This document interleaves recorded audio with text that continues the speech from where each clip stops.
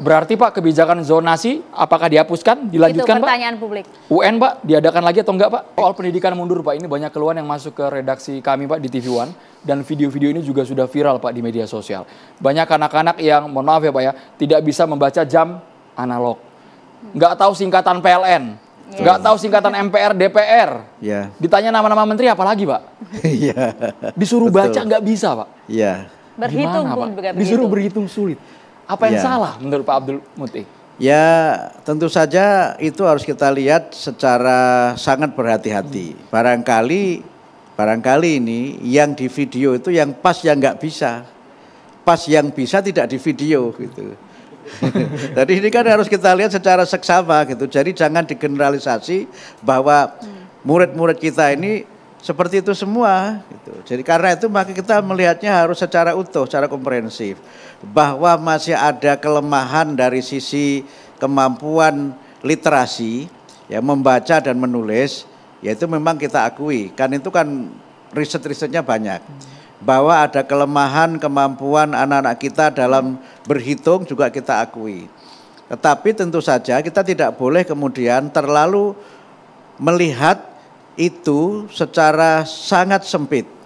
Harus kita lihat masalahnya apa, akarnya di mana, bagaimana memperbaikinya. Karena itu memang ya seminggu jadi menteri ini rasanya sudah banyak sekali persoalan yang harus saya tangani gitu. Dari misalnya mohon maaf Ibu Supriyani, itu kan kasusnya juga muncul. Kemudian itu baru selesai dilantik sudah ada kasus itu. Belanja masalahnya sudah banyak ya Pak ya? Iya, tapi juga bagi saya itu tantangan. Sehingga karena itu alhamdulillah kita sudah bisa memberikan jawaban. Walaupun perlahan-lahan tentu semuanya harus bertahap, semuanya harus kita kaji dengan seksama. Sehingga karena itu ya kepada teman-teman mahasiswa, para penonton TV One, kalau ada ide-ide silahkan disampaikan kepada kami. Bahkan juga kami terbuka untuk misalnya ya mendapatkan gagasan-gagasan yang mungkin out of the box.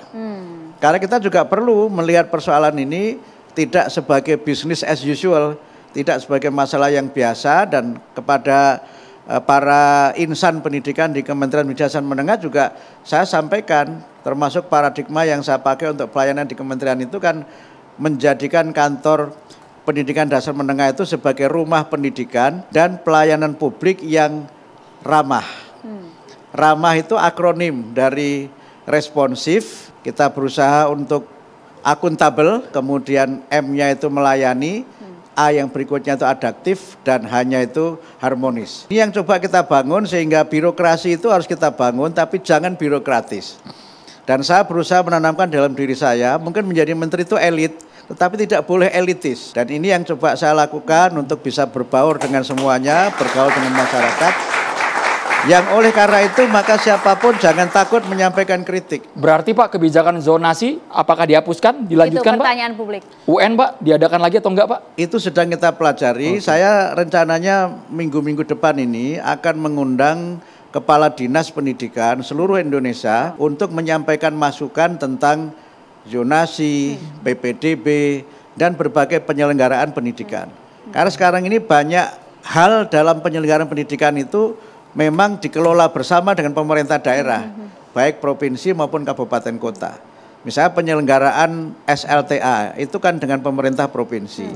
Pendidikan dasar, prasekolah ya, prasekolah itu ada TK dan ada kelompok bermain, SD SMP itu dengan pemerintah kabupaten kota. Ini tidak bisa kita selenggarakan sendiri. Nah kalau kami ini harus berbagi, sehingga kami juga harus tahu bagaimana sesungguhnya situasi yang ada di lapangan. Dan kita semua juga tahu Indonesia ini juga sangat bervariasi. Masing-masing daerah itu juga punya tingkat ekonomi yang berbeda, punya kompleksitas masalah yang berbeda, sehingga tidak bisa masalah pendidikan Indonesia ini hanya dilihat dari Jakarta. Dan mohon maaf tidak bisa juga dilihat dengan hanya membaca buku atau membaca satu artikel di media massa. Karena kompleksitasnya sangat luar biasa. Dan saya mengalami betul ya, pengalaman saya di Muhammadiyah, di Majelis Pendidikan Dasar Menengah, di Muhammadiyah saja itu kompleksitas persoalannya juga luar biasa, apalagi Indonesia yang tidak hanya Muhammadiyah, ada NU, ada Persis, ada teman-teman dari Katolik, dari Kristen, dari Taman Siswa, dan sebagainya. itu harus kita lihat secara keseluruhan sebagai bagian dari tantangan persoalan pendidikan dasar dan menengah di Indonesia. Oke, termasuk juga keinginan dari seorang Prabowo Subianto yang menginginkan pelajaran matematika nampaknya harus diajarkan sejak TK, Pak, katanya, Pak. Betul. Ya, dan itu yang memang sudah kami terima langsung pesan oleh Pak Presiden. Tapi jangan dibayangkan pelajaran matematika untuk TK itu komputasi yang ngitung-ngitung itu saja. Itu dia. Orang tuanya udah pada pusing semua ini. Iya, tambah pusing. Dan saya pernah dalam sebuah kesempatan saya tanya mahasiswa yang di salah satu stasiun TV, saya tanya, kenapa Anda tidak ngambil jurusan X gitu. Kemudian dia bilang, di situ alhamdulillah Pak tidak ada matematika gitu. Jadi bagi dia matematika itu momok. Nah, mungkin ada yang perlu kita perbaiki dari sini. Tapi dari sisi keilmuan, kenapa Pak Prabowo menekankan itu? Matematika itu tidak hanya berkaitan dengan hitung-menghitung yang sifatnya komputasi. Tetapi berkaitan dengan membangun logika, berpikir kritis, kebersamaan, mengkontekstualisasikan apa yang kita pelajari dengan realitas kehidupan. Termasuk yang juga ditekankan, jangan takut juga kemudian ketika nanti di TK ada matematika, karena kita tetap mengambil prinsip belajar di TK itu adalah bermain. Itu kuncinya, bermain sambil belajar. Jadi kalau di TK jangan kemudian langsung diajari hitung-hitungan yang simbol gitu, karena logiknya tidak masuk.